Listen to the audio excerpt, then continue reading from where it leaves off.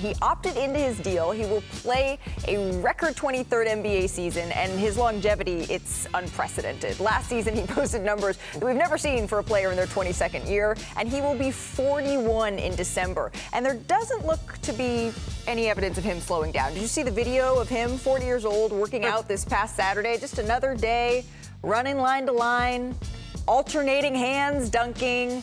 His knee looks good. Just another day for LeBron James getting ready for season number 23. And usually that's where the conversation would stop. But with LeBron, it's not ever quite that simple. So let's get into it with some reporters who knows a thing or two about this Lakers team. Ramona Shelburne, Dave McMenamin, Mark Spears back with us, and of course, Brian Windhorst.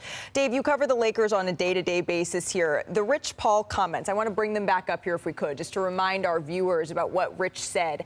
What does it mean for LeBron James and the Lakers as you take a look at this statement here?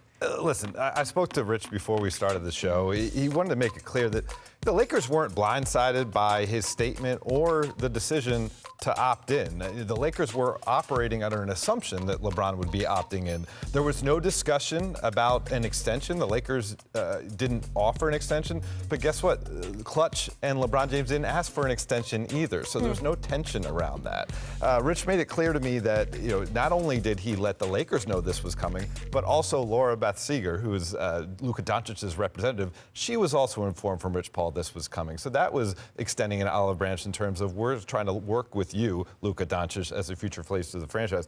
Rich also told me that he understands in this moment, this is important for the Lakers to look out for Luka Doncic, but him, as a representative of LeBron James, he has to make sure he's looking out for LeBron's best interests as well. So this may be an oversimplified question. So what does this mean then? If Luka knows and LeBron knows and everyone is just doing their due diligence, what does this statement mean? I think two people made a statement. One on the record, which was Rich Paul, right, when he said what he said, and then the Lakers by not discussing that extension. Because as Brian has pointed out a couple of times, he's never gone into a season where he didn't necessarily have an option for the next year, where he didn't have control of that. But I also think about LeBron James and who he is as a person. This is a man who is incredibly disciplined in his personal life and how he carries himself on and off the court. He's had control over his life and his career the entire time he's been there. He has been the sun, the moon, and the stars of every organization he's ever operated on. It's got to feel weird.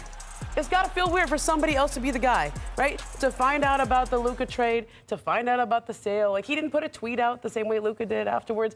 Like, it's got to feel a little bit strange to not be as involved or as catered to as the other guy. I'm not trying to discount anybody's feelings. I'm just trying to understand and get down to the brass tacks. Is it realistic, Brian, that we are going to see LeBron James traded? I'll even shrink the timeline between now and the start of the season.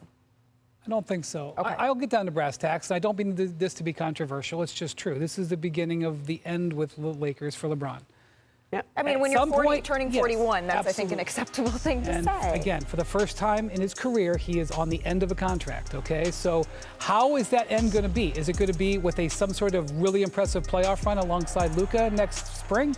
Maybe. Is it going to be something that happens during this year? Maybe. That's what essentially I take from this statement. Now, LeBron is very good, second-team All-NBA player. Yeah. He is now under contract. The Lakers cannot control a possible trade.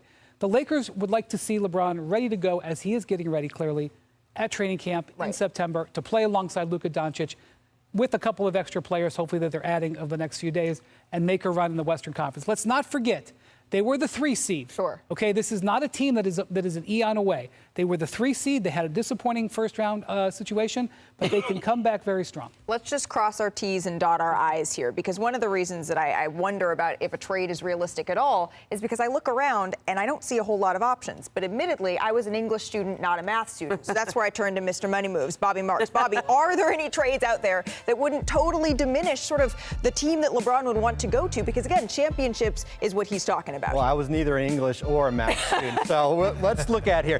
Listen, Rich Paul releases the press notes yesterday, and everybody says, fire up the trade machine. What can we do? And, of course, everybody says, let's look at Cleveland, right? His former team.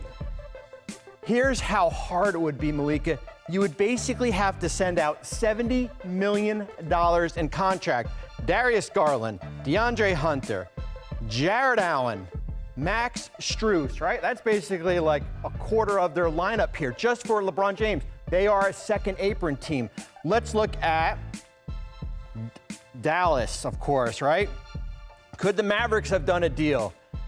You're basically trading Daniel Gafford, who just signed an extension, P.J. Washington, Najee Marshall, Caleb Martin, a lot of like 5 or 6 players. This is how the money works. They're at the second apron now. You're basically trading 6 players in a deal also. Everybody's going to want to talk about the Golden State Warriors, of course, right? When you look at it, could they make a deal? Yeah, they could make a deal, right? Jimmy Butler, LeBron James. But here's where we're looking at it, right? We're looking at 2 different timelines. We're looking at the LeBron timeline. We're looking at the Luka timeline. Jimmy Butler has another year left on his contract. The Lakers' salary cap is clear next year. They could have 2 max spots based on this LeBron James expiring contract. So if you're the Lakers, you're going to want to reshape the roster around Luka, not what's best in the immediate fix right now. He has not had any discussion with the Lakers about wanting a trade on the back end of this statement. He did say that 4 teams have contacted him in the last 24 hours wanting to talk trades, but Rich didn't have any substantive conversations with those teams either. Right now, LeBron is focused on playing on a championship caliber roster. Rich told me, like, there's no guarantees in building a championship caliber roster, but we know what it looks like and what it doesn't look like. And we'll see if in a week from now, when Rob Pelinka is finished doing his work with this roster, if it looks like a winning, realistic situation. Here's the thing, though. He controls this whole process. He's got that no trade clause. Yes. And so he gets to say if he wants them to proceed with discussions, he gets to say where he would want to even have some say over a trade if it ever got to that. And so we got to a position where he doesn't have control, and yet now he's found a good way to place himself right back in the center of control. I saw Jordan in the end, Kobe, Shaq, KG.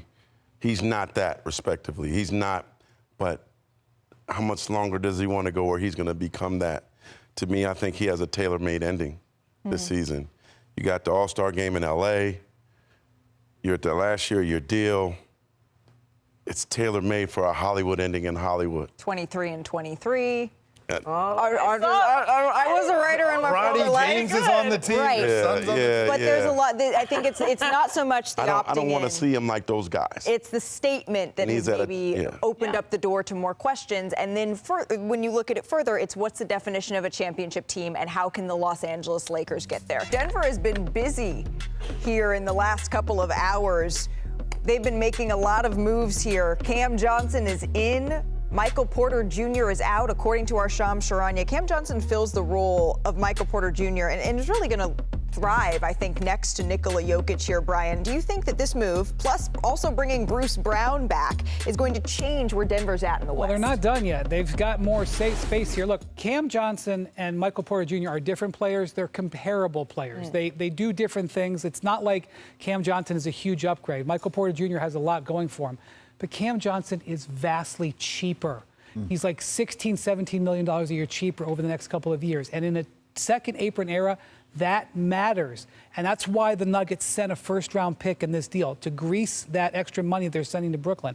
So now with that extra money, the Nuggets can sort of build out their roster again, go to try to backfill some of the guys they've lost over the last few years. And Cam Johnson is a very good replacement for Michael Porter Jr. And Bruce Brown is a return to the 2023 team, which had great depth. Yes.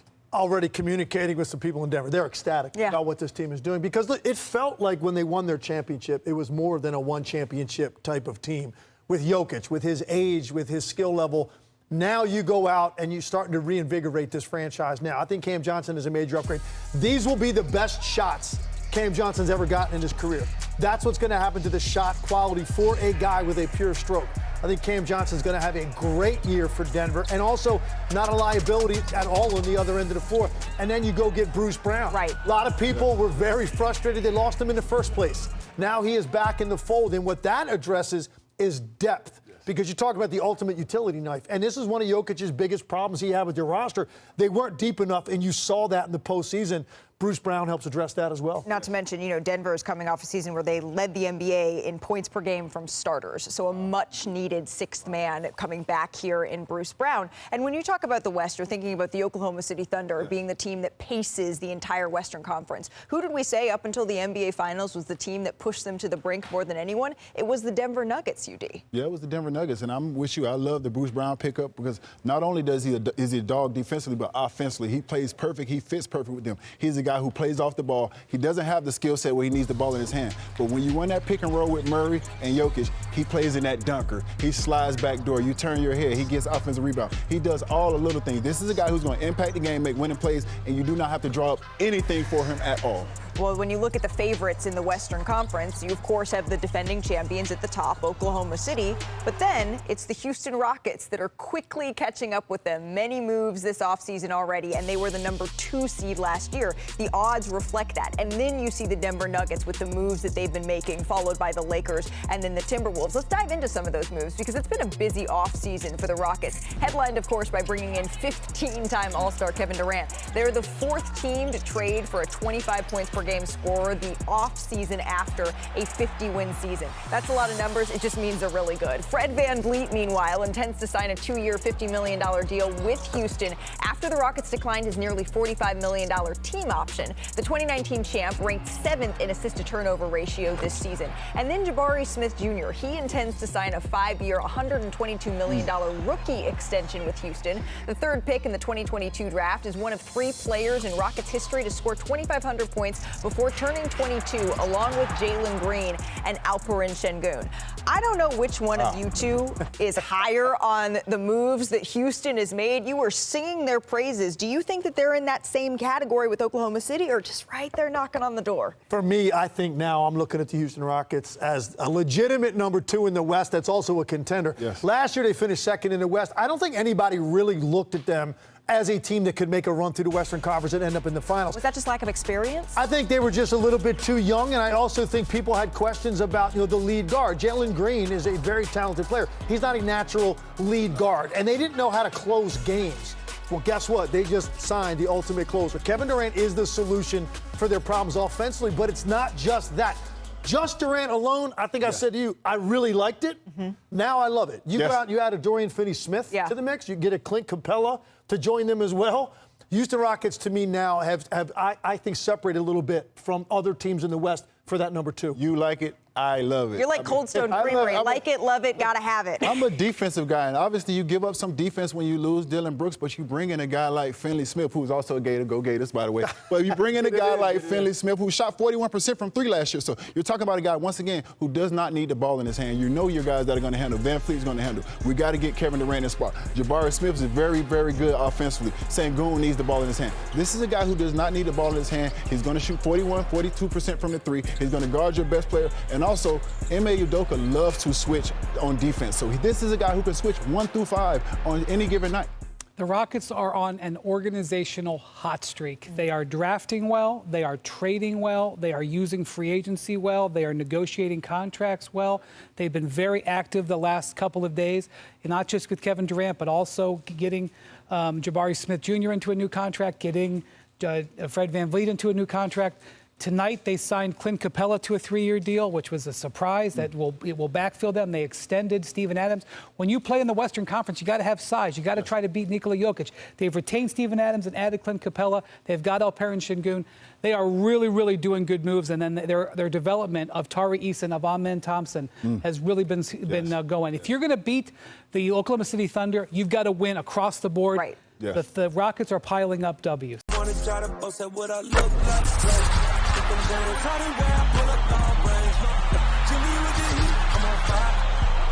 NBA on ESPN.